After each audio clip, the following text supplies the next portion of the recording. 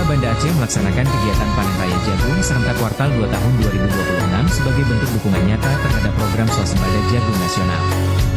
Kegiatan ini menjadi bagian dari upaya bersama dalam memperkuat ketahanan pangan serta meningkatkan produktivitas pertanian di wilayah Banda Aceh dan sekitarnya. Dengan semangat kebersamaan, panen raya ini diharapkan mampu memberikan manfaat langsung bagi masyarakat, khususnya para petani lokal. Melalui kegiatan ini, Polresta Banda Aceh menunjukkan komitmennya untuk terus hadir dan berkontribusi dalam mendukung program pemerintah di sektor pertanian. Tidak hanya menjaga keamanan dan ketertiban masyarakat, Polri juga berperan aktif dalam mendorong pembangunan serta kesejahteraan masyarakat melalui kolaborasi lintas sektor.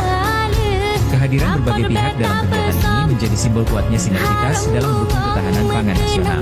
Panen Raya Jagung serentak ini juga menjadi momentum untuk meningkatkan semangat para petani dalam mengembangkan sektor pertanian yang mandiri dan berkelanjutan.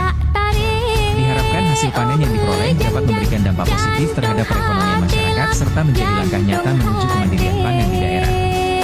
Dengan dukungan semua pihak, cita-cita mewujudkan swasembada jagung nasional dapat tercapai secara optimal.